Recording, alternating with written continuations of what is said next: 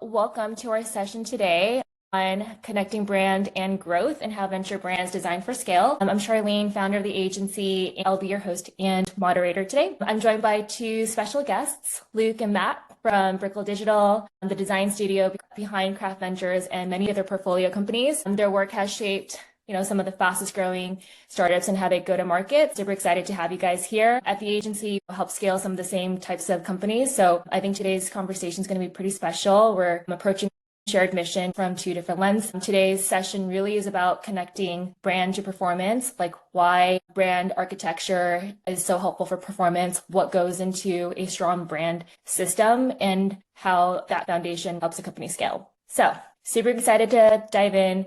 Thank you, Luke and Matt, for joining us. Of course. Thank you for having us. Okay, I'd love to kick us off with some intros.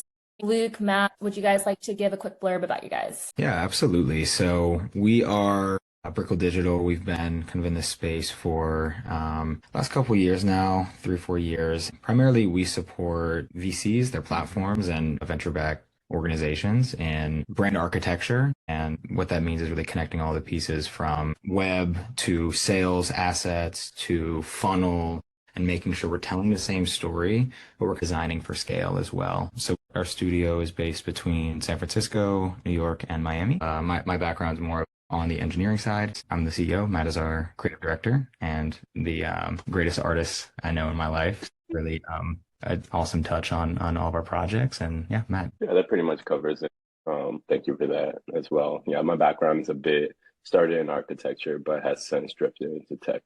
Yeah, you guys have a great team. For those on the line, we met at Craft Ventures, have already seen firsthand the work that you have done in crafting a lot of the design and brand architecture for the portfolio. So super excited to have you both. And then for me, I'm Char, the founder of the agency. Prior to building the agency, I spent 6 years at Google, worked with a lot of B2B companies, ClickUp being one of them, which is one of our joint companies that Craft Ventures is the lead investor in. Got to work with hundreds of these companies. So yeah, super excited to get into our shared experience and help our listeners think about brand and growth. Okay, to kick off the conversation, Luke, first, let's help the audience understand what is even brand architecture, how might we think about it, what are some components that go into some of the work that you do across these ventures and how that ties into a strong brand system? Yeah, totally. That's a great question. So brand architecture really is the operating system that turns a company's story into consistent decisions across web, deck, sales, and ads. It defines how we prioritize audiences, frame problems, promise outcomes, and organize proof so that every asset is pushing in the same direction. In practice, it includes what we call a narrative spine, naming and messaging rules, and generally a flexible visual system like a design system, and offer patterns that really match buying intent and proof points that dictates kind of which logos, stats, and case studies we use and where they live. So it differs a little bit for portfolios and portfolio companies and for venture platforms, but it really draws a line between what stays standard across companies and what flexes by ICP. So teams can ship fast and different parts of teams can ship consistently without having to reinvent the message or go back and reinvent assets. So strong architecture really lets a founder build all of the different assets between homepage, investment decks, sales decks, one-pagers, LP decks, and have all of these assets be consistent, but the voice and tone and brand behind each of them, no matter who within the organization is creating these assets, sounding like one voice, setting one expectation, and really moving whoever that buyer is towards one primary action. Cool. And when working with these brands, do you typically have a process or approach in ensuring that the brand architecture is consistent across these elements? Yeah, I think for here, when it comes to this, where we kind of start off with something that we call a brand velocity scorecard. Basically, what we try to do is we try to translate all the brand signals into things we can actually act upon. So it evaluates 5 dimensions that map pipeline outcomes, such as core narrative and voice, visual identity and system, web experience and credibility, conversion architecture, and then lastly, the brand presence and authority. So basically, the dimensions roll into a single score out of 100. So the teams can then take a look at the score and see where things are actually building momentum and where things are actually lacking. So basically, it's like a diagnostics that looks for clarity of ICP and promise. It looks for consistency of tone between the site and the deck, the presence of hard proofs such as recognizable logos, and also outcome metrics. Basically, here what we're doing is we're checking whether the website hits credibility thresholds like speed, accessibility, and also trust cues as well, and whether the conversion architecture puts the primary call to action, proof points, and objections in the right order when it comes to the website structure. Basically, by assessing all these, we look at the present signals such as posting cadence, thought leadership, and whether voice and visual stay consistent across all channels. By doing so, what the scorecard allows the whole team to do is see and prioritize where things are obvious. So if the ad promise, for example, the hero proof, the offer are all aligned, conversion and sales efficiency improves tremendously, right? And if they're not, they frankly just create a lot of friction. So what we do is by looking at this, we have actionable items where we can actually step in. And what Luke and I then do is we put together a 2-week sprint, how we can take action across all these metrics as well. Nice. That's super cool that you guys actually have this scorecard concept in tying a lot of these elements, it sounds like, together. Because, typically as performance advertisers, and many of the listeners are, when we think about brand, we typically think about it as this intangible look and feel, whereas I think you guys really bring a more data-backed approach to it. And so I'm curious, are there any types of data or metrics that you guys look at that indicate brand strength and help connect that to measurable growth? It's just consistency. So like, for example, the biggest gaps that we see are really like message misalignment, which causes a lot of friction. So let's say if a click arrives on your site and it promises something and the hero says something completely different, the call to actions compete with the first set in the first screen. And then the proof points, for example, live way too far down the page. These things are metrics that we can clearly track and see that there's a misalignment here. Another thing too is actually like speed. So website speed is a clear indication almost of like trust for the brand itself too. And where we often find a lack is actually when it comes to mobile responsiveness. A lot of brands have, let's say, really nice performing desktop, but then when it comes to the actual mobile responsive designs, it's really lacking. And then also across the basic plumbing. So if you have a go-to-market event that you're promoting on there, if you have a calendar, like a Calendly, whatever it is, a phone routing, making sure that all those things have the right intent are actually driving to the right places. So the fastest way basically to move pipeline is to mirror the ads claim and the hero, keep one primary call to action, elevate a single hard proof element above the fold, as I mentioned, which is always super, super important. A lot of brands kind of assume that someone comes to their site, they already know everything, and they forget to kind of really paint that picture as well as validate through these proof points. So yeah, I think those things are clear that we can track across not only just the website, but what you're putting out there for ads, messaging. And then in doing so, it just allows us to tighten things up in a way that everything is just conveying the same message. I'll say to that as well, like within the scorecard, we do have different metrics that we are looking for. So the aggregate score is what we call go-to-market readiness index. It's an aggregate of a couple different points, which is the visual credibility, the narrative clarity, and then the general conversion architecture. So looking at the funnel, looking where CTAs are placed, how we can improve that.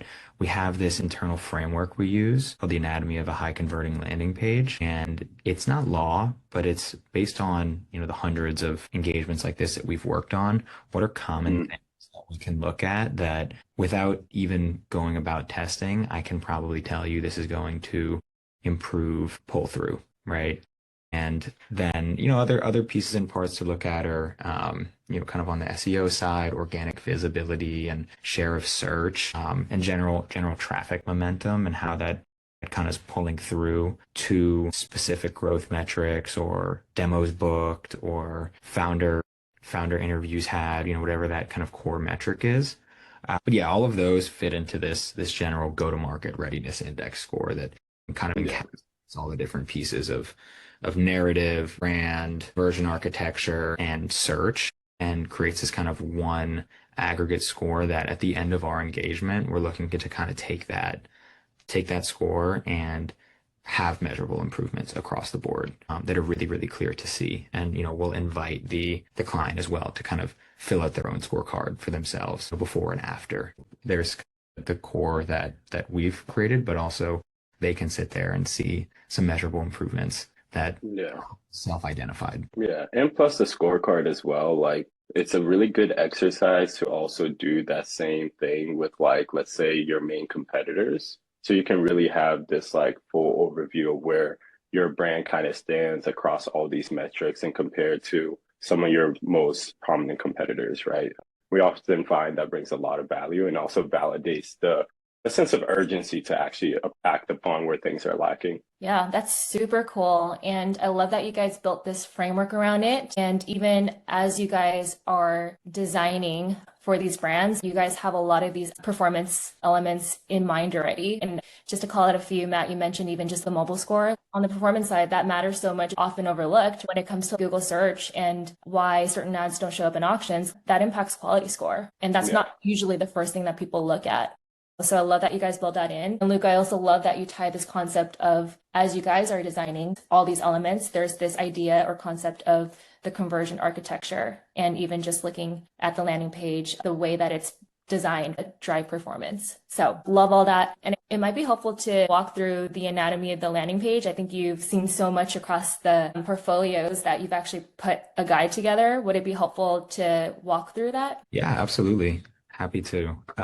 So this is this kind of basic framework we've created. So we call it the anatomy of a high converting landing page. Essentially, it's a simple order of operations that, again, it's not law by any means for each of these, but it gives us a solid checklist to start from that helps brands convert reliably. So we kind of keep a lean header with, one or two sticky buttons, primary call to actions, and make sure to open with the hero that states one outcome in plain language and a primary CTA that is mirrored across decks, is mirrored across ads, etc. Or if this is a one-off landing page for a specific campaign you're running, making sure that CTA is very specific to whatever funnel and campaign it is that you're running there. And so then we look to add in immediate credibility with recognizable logos or one hard metric that's at the top, and really look to, it's a big thing that we come in and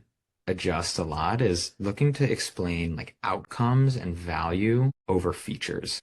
A lot of the times as a founder, you're almost married to the features of your product or the different bells and whistles, but we need to kind of take a step back and think about the greater like enterprise outcomes and what's really going to drive that conversion. And so we look to add that value there and bring that in through 1, 2, 3 short blocks that are really tied to revenue, cost, or risk. And so look to really then maybe like a how it works, kind of show how in 3 to 5 simple steps, what is that process? What is the unique process? How are we differentiated? And then below that, as you can see here, adding in case studies, testimonials, if we don't have those. It really helps to have video testimonials, but even just simple text, it's fantastic. But making sure that we're collecting those. A lot of the time we almost forget to collect these from some of our biggest customers and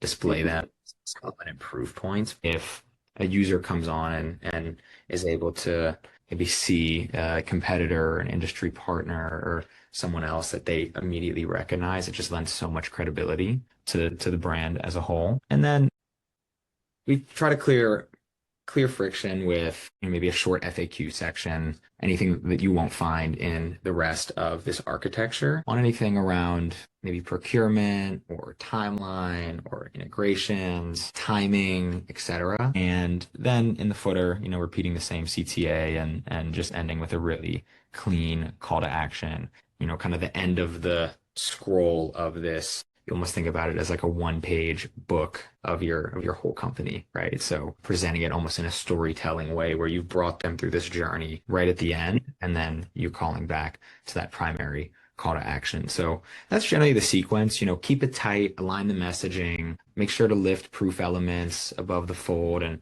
really just making sure matching the offer to whatever the conversion goal is your core narrative architecture, but also the traffic that you're driving it to. And so that combination produces just generally faster signal and really repeatable and steady conversion lift. Love this. It looks super simple and clean. And I'm curious, in working with so many brands, where do you see the most common mistakes when building these types of landing pages? And are there any non-negotiable sections that advertisers should think about? Yeah, totally. Common mistakes, I think, are from a product, I'll say from a product team lens. So often we speak so much about the product, but in the hero, let's show something, right? Let's show what the product is. Invite the user in. You don't have to show the whole thing, but let's take some at minimum screenshots or animation, hero video, etc. Gets it out there as well. Helps them paint that picture a little bit more than just text or like stock imagery would. And then another thing is making sure to bring the testimonials and really like the core testimonials and features above the fold. So with that being said, speaking on, again, the outcomes that we're looking to. So again, it's very different for venture brand, for VC-backed organizations versus the core platforms, right? The platform might be looking to connect with founders or connect with potential LPs as, and it's more of like a secondary as they just know a lot of people are going to come on and it's the first stage of diligence, right? Coming on and looking at the site, understanding what type of companies they invest in, what's kind of the core thesis, right? Do we want to learn more? Maybe look at a deck, maybe look at some internal assets, talk to someone internally, right? But then on the venture-backed org side, a lot of the time, we're working with software companies or service providers, and there's a very clear call to action of booking a demo, right? And so making sure that's very, very clear and that's shown with some sort of offer as well. Maybe it could be as simple as signing up for an email list, right? Where you can have a lead capture and then scale that into a lot of the work that Charleen does, right? With actually being able to nurture that lead and continue to scale that out to the growth team. But there should be something in the top where it's a very frictionless experience of capturing some sort of data to where you can take that to the next step. I will say as well, a really good tip of a tool that we implement for a lot of the companies that we work with. So after we go live with a new landing page is this tool that I think everyone should check out. It's called RB2B, and it helps you actually de-anonymize a lot of your website visitors. So about 70 to 80% of your anonymous website traffic, you can grab their LinkedIn email and it'll put it right into your CRM or just send it to your Slack or Teams channel. So you actually know who's going to your site. And, I'll say on our side, like we had someone from, Salesforce Ventures come to our site the other day, and I was able to just with that, I wouldn't have seen it otherwise, but then go connect with them on LinkedIn,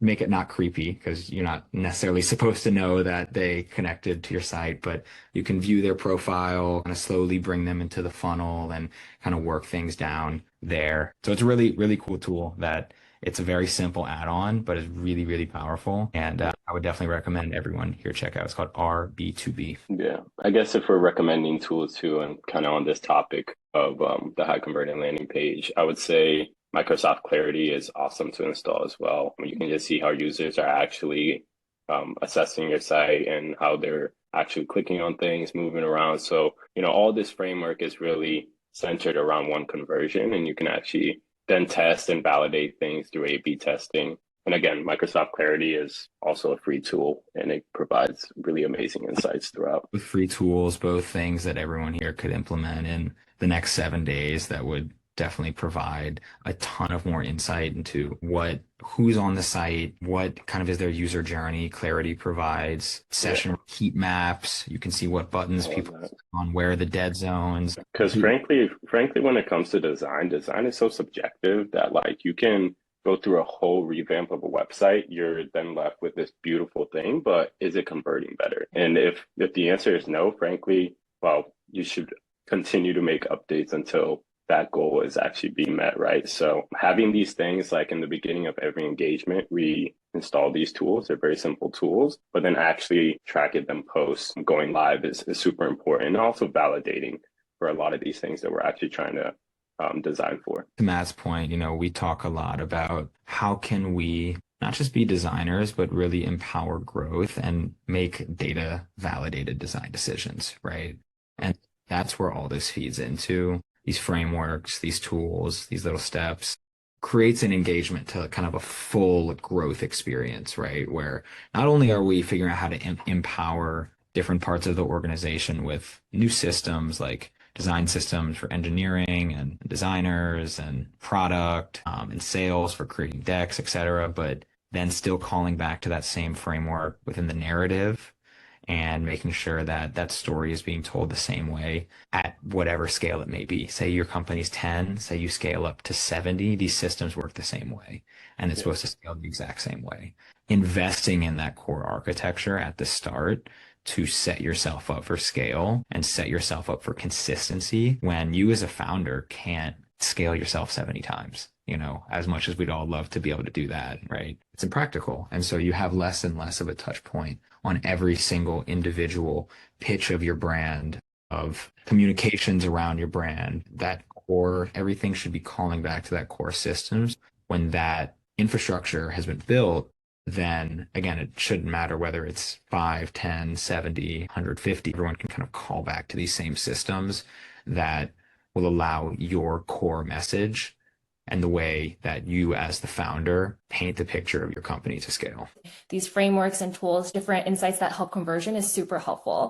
Just to tie things together with the brand and the performance stuff, in your experience, working with these venture companies, what are some big disconnects that you guys see from the brand piece here and the growth teams? Because you guys put a lot of work earlier on in the journey. Do you guys see any disconnects or a misalignment with the teams? I'm sure you guys do. I would say definitely we see a lot of disconnect. I mean, really they're just looking for different things, really. I think the most common disconnect is that brand teams optimize for polish, right? While growth teams optimize really just for speed and numbers. So the message pretty much drift between the different channels. For an integration plan that would help align with everything is to agree on one conversion spine that basically dictates the promise, the proof, the offer, the call to action order, and then run growth experiments thereafter inside those guardrails, right? So if a brand is really trying to integrate across the board here between the growth team and